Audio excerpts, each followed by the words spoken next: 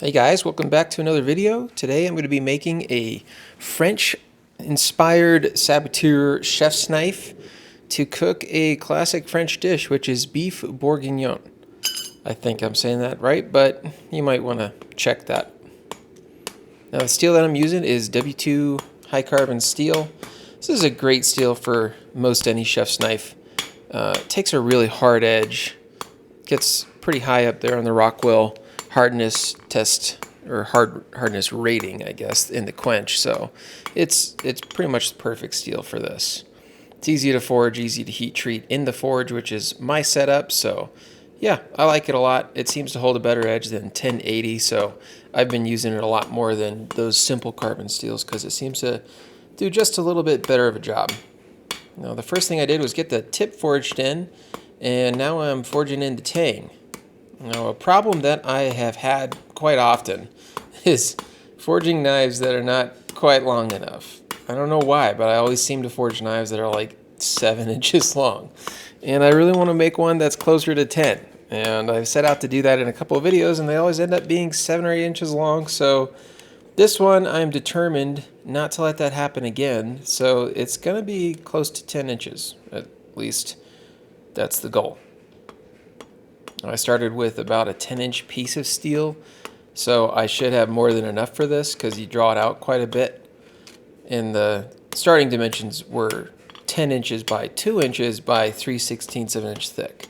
Now the steel you get from the steel supplier is always just a little bit over those dimensions. It's never usually quite at 3/16, so it's a little bit thicker than that. Now 3/16 is quite a bit thicker than what you'd want for any chef's knife. It could be about 3/16, maybe at the thickest at the very start of the spine, but I'm going to try to get this down to probably 1/8 of an inch. Now usually people stop by just to see what I'm doing, but I've never met this guy in my life, and he just stopped by to tell me that he threw a knife over the wall and he thought it was somebody, so it was definitely one of my stranger interactions. But with that over, I could get back to the forging.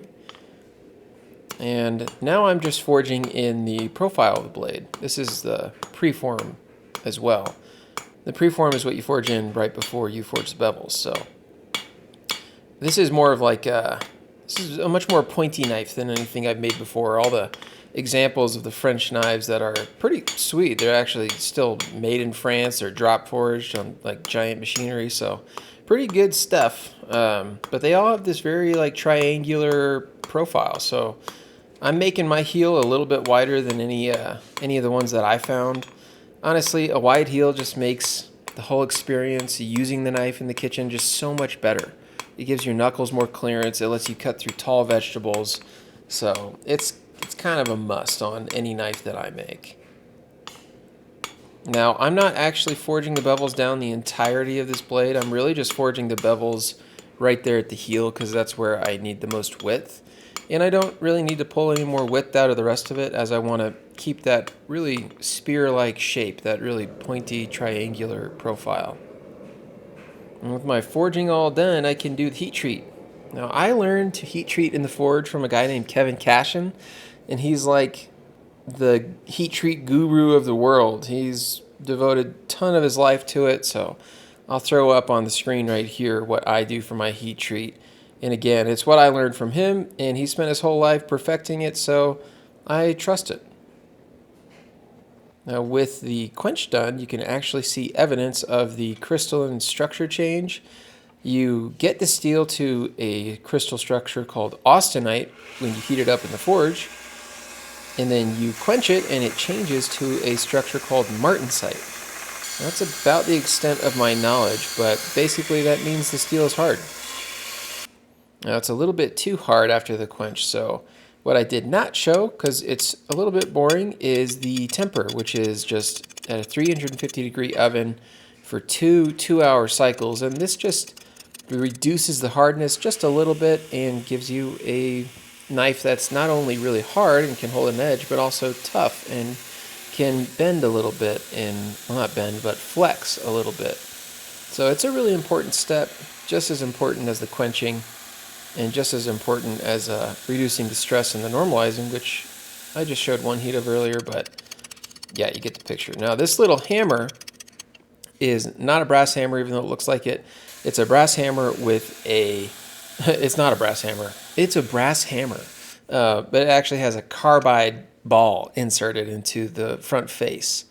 That carbide ball is so much harder than the steel that when you hit the steel, it spreads that surface out and it pushes it the opposite direction. And this is pretty important because there was some warpage in the blade, but it's a really easy way to fix minor warps, and thankfully that's all I had to fix. Now what you see me doing here is grinding in a fuller. Now fullers have picked up a lot of popularity among modern knife makers recently, and usually using really big radiused platens or big grinding wheels, and it's been around for a long time, and it's not for like the reason you put a fuller in a sword. It's actually to try to help reduce the friction of the cut and potentially help with food release. Now this is just because I think it looks cool. It's not close enough to the edge to do anything as far as food release or help with the actual cut. It's just because I think it looks pretty dope. But I tried to make like a transition from the 4-inch wheel down to the small wheel up top, and it just wasn't looking very good. So I decided just to use the 4-inch wheel for the whole thing and just feather it out right towards the tip. Now, this took a lot of back and forth, careful grinding, but in the end it was worth all that effort. And doing it all on one sized wheel made this step a heck of a lot easier, which is the hand sanding. Now hand sanding just changes the direction of the scratch lines. So instead of going across the blade, the scratch lines are now going with the blade. It's not necessary. It doesn't really add anything to the performance. It just makes it look a little bit nicer. And I think it's worth it. I don't do it on every knife. I don't think it's necessary on every knife, but I want to make this one a little bit fancier, so I decided to hand sand it. Now, how high up and great you sand it, it's totally up to the maker. I'm stopping at 400. I made this knife with the intention that it's going to be a workhorse. Like, this is going to be a knife that you can take out of the drawer every time, put it to work, not be too worried. It looks nice enough, but it's not like the fanciest knife ever, not one that you feel like you got to put on display or anything. So 400 grit is perfect for this. Here is the blade all hand sanded. You can see it just looks softer. It looks, yeah, I guess that's a good way to describe it. I heard another maker describe it that way. It looks softer. So balance is a little bit front heavy, which makes sense. Because I put that fuller in, I couldn't grind the tip quite as thin, as delicate as I usually do. Now that's not to say that the edge isn't thin. The edge is basically a zero grind, and it's a pretty strong cross section. It's very yeah, I don't know, it's kind of intense. It'll chop through stuff. It's a pretty strong blade, so still capable of doing pretty fine cuts, but also capable of holding up to pretty hard use. And now this giant chunk of wood I'm sawing into a smaller chunk of wood is African blackwood, and it is incredibly dense, incredibly hard, huge pain in the butt to cut. It doesn't fit into my little bandsaw, so I had to use literally every handsaw I have because they kept getting dull.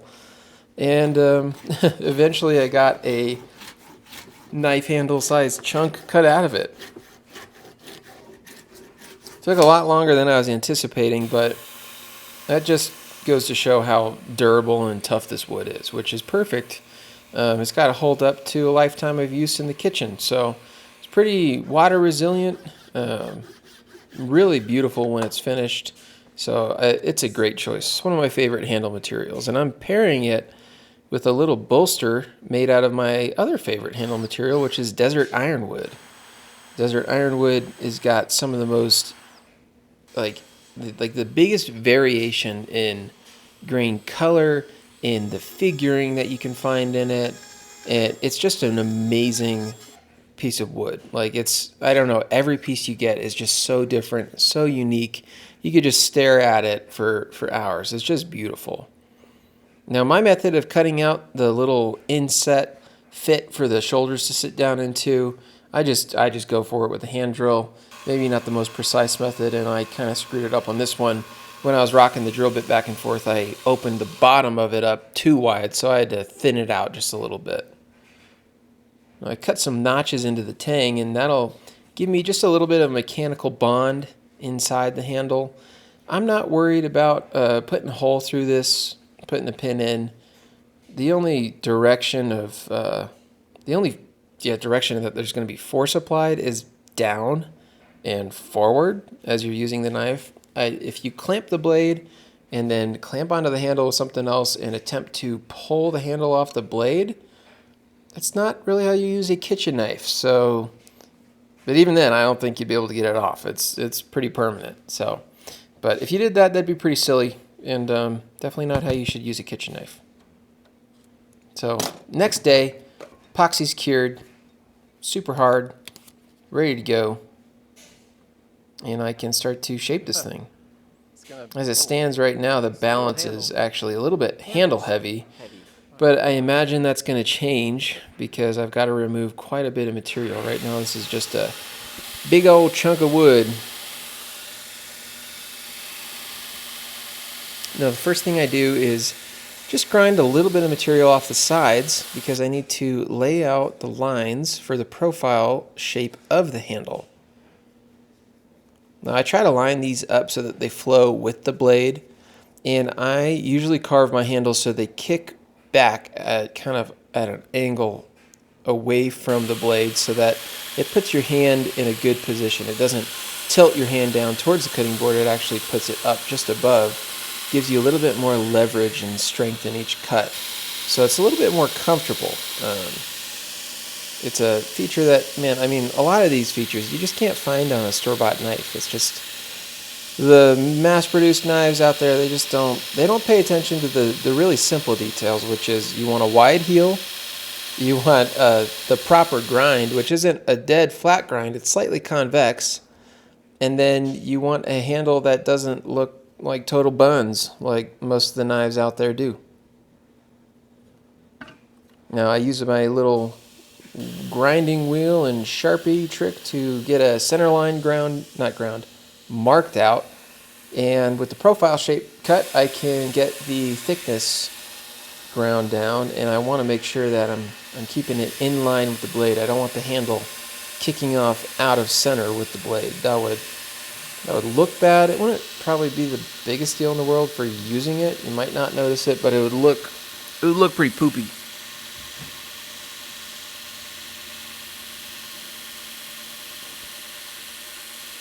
Now, after the thickness is ground, I did a bit of shaping just to make the handle a little bit more comfortable, ground those corners down. Not making it round by any means, but rounding over the corners. A round handle is, again, said in another video, it's just about the worst shape handle that you could do. Just because it doesn't tell you where the cutting edge is. So a handle like this, where it's a little bit thinner, still rounded over on the corners, so it's comfy. Every time you pick it up, you can index immediately without looking where the cutting edge is, and it feels right. Like when you hold the knife the way you should, with the cutting edge towards the cutting board, that's how it feels right. If you held it any other way, it would obviously be wrong. Now I'm doing some fine tuning just with some luthier wood rasps. Luthier rasps, if you don't know what a luthier is, by the way, it is an instrument maker. So people make guitars or violins or I guess all the other instruments too. I actually don't know if a luthier is just like for wood instruments made out of wood, or all of them. Okay, kind of a tangent, getting back to this. Luthier rasps freaking rock. So I've used them for a long time. I've actually had this rasp for like 16 years, maybe 18 years at this point. I've had it like the entire time I've been making things. So it's not gotten dull that whole time. It's amazing. Great tool. Highly recommend it for anybody who wants to get into this. Now this is a secret weapon tool. It is a card scraper. It's another trade. It's a carpenter's tool. Actually, luthiers use it too, and knife makers, I guess. But it's got this tiny little burr lifted up over the edge, and it shaves off little bits of wood. Now, if I was just using sandpaper straight after grinding and straight after rasping, it would take a lot longer to get those scratch lines from the rasp and grinder out. And the card scraper just does a perfect job of shaving it down to a nice smooth surface. And after that, I switched to sandpaper. I went up to the grits. I think I ended at like 1200 grit, something like that. But I wanted to show a shot here of those little shavings coming off. It's very satisfying.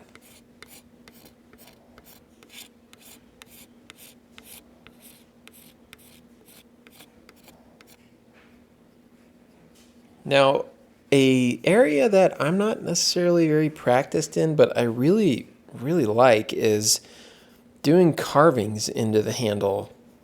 And the guy that got me into this work, Dave Delagardelle, he's done some incredible work. Lots of like what he calls mythopoetic, like epic, like Tolkien-inspired work. It's got these amazing carvings he does, and I've always really admired that work, but I've never really practiced it myself. I used to when I was younger, but when I got into making production kitchen knives, it wasn't something that I had time to do on each knife, and so I've not really practiced. So I've been trying to do it more. And on this one, I want to do a carving that makes it look like there's like leather wrap on a section of the handle.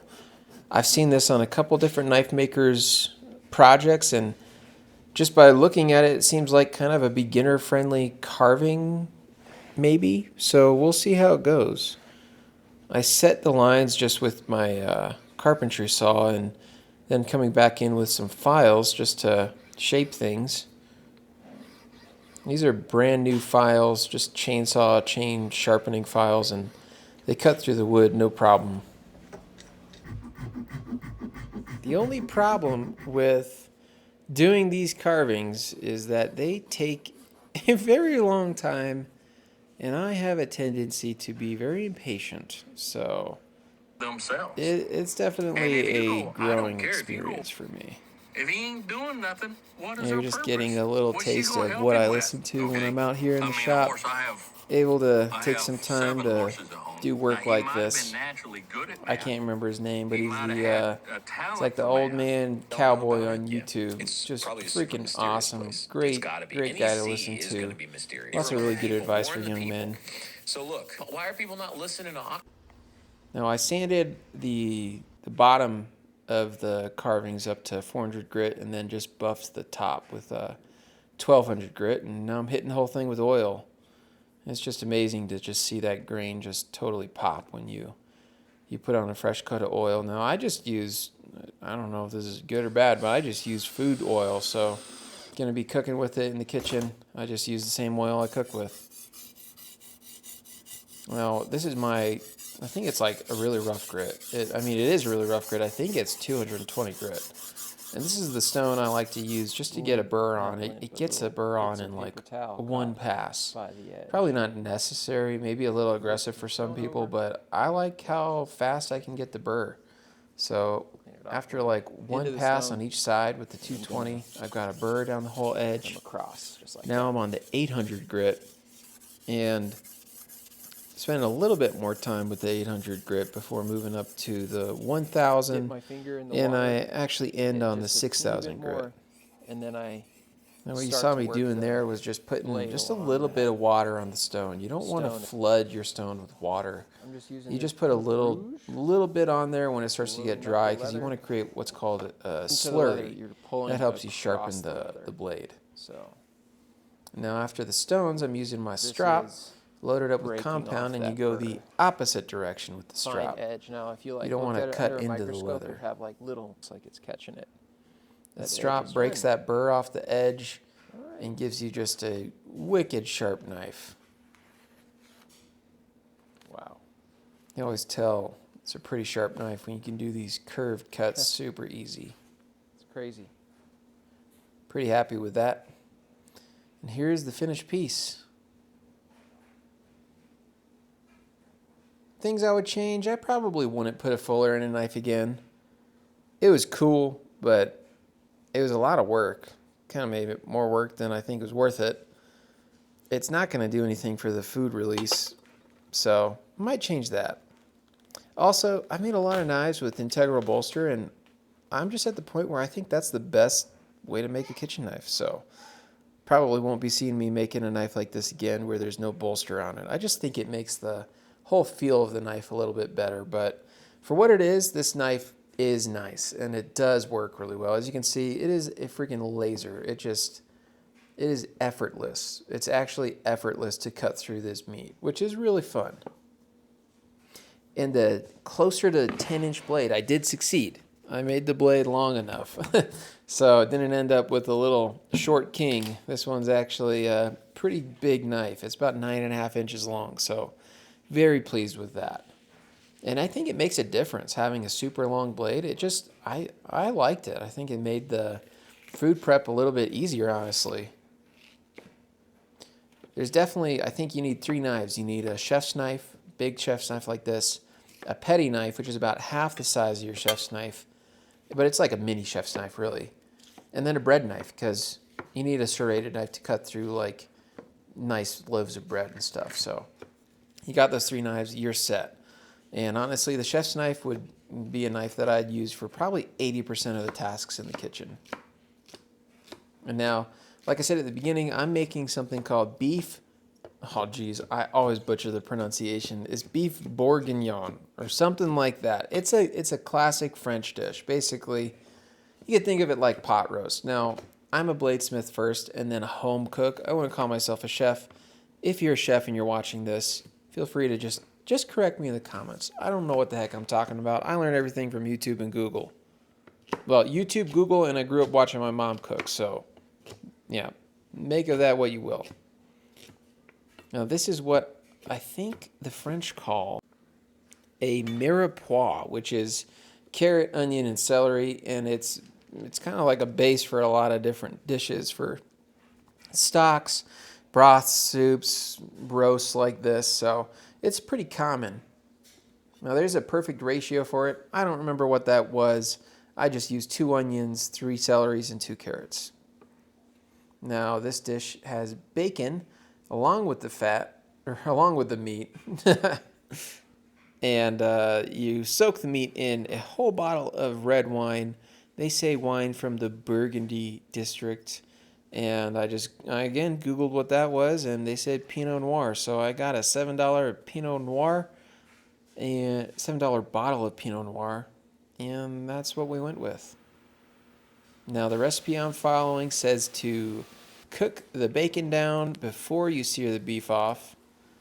And this was fine. It's not the usual order I go in for doing a pot roast, and I don't think I'd do it again. I don't know if you noticed, but that fond, that's that stuff left over on the bottom of the pan, is getting really dark. Now, this little induction burner I'm cooking with is fairly hard to control. It's not as good as like a stovetop, but it is what it is. And as you can see, the fond got kind of burnt, so that's not ideal.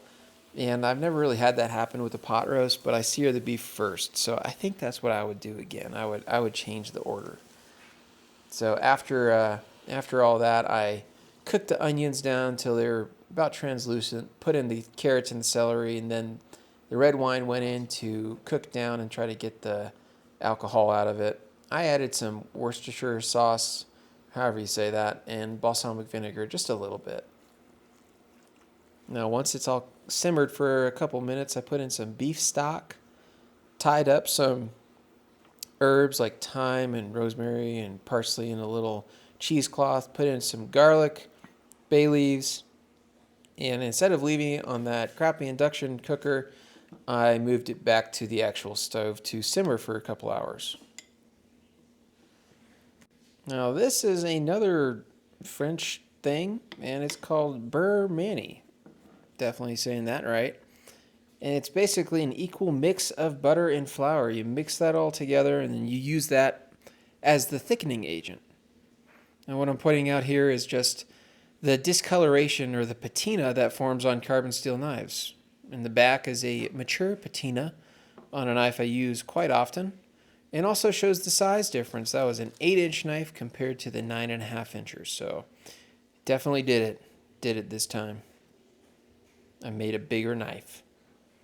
As you can see, that meat was fall apart tender, which was the goal, so pretty happy with that.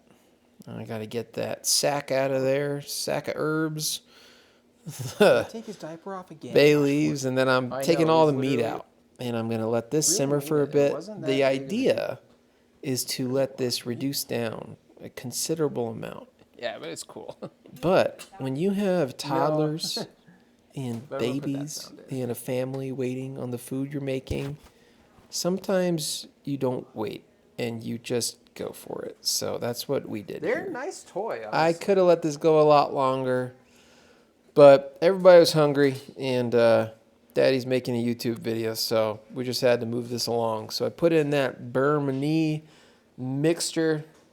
It did thicken it a little bit. Not as much as I would have liked, but it worked good enough. Oh, okay. Here's the blade after one use, starting that patina, looking pretty good.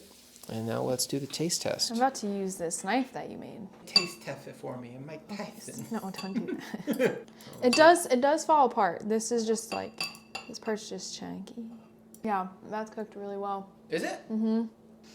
It's like the perfect meat texture. It really is just like falling apart. Should I try like a carrot? Yeah, try carrot, try potato. It is. The carrot's tasty though. Oh, that is some, with some rice.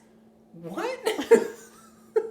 You've never had like Apparently you should make it with rice. a good broth with some rice? Okay, Yeah. don't put that in there. Don't put that in I'm there. gonna- I'll try potato. Okay, so the first one was an 8 out of 10. What is this one? Yeah. Okay. I feel like this is like a 7 out of 10. It's 7 not out the of 10. best. What is this called? I don't know how to say it. Beef bourguignon. Bourguignon.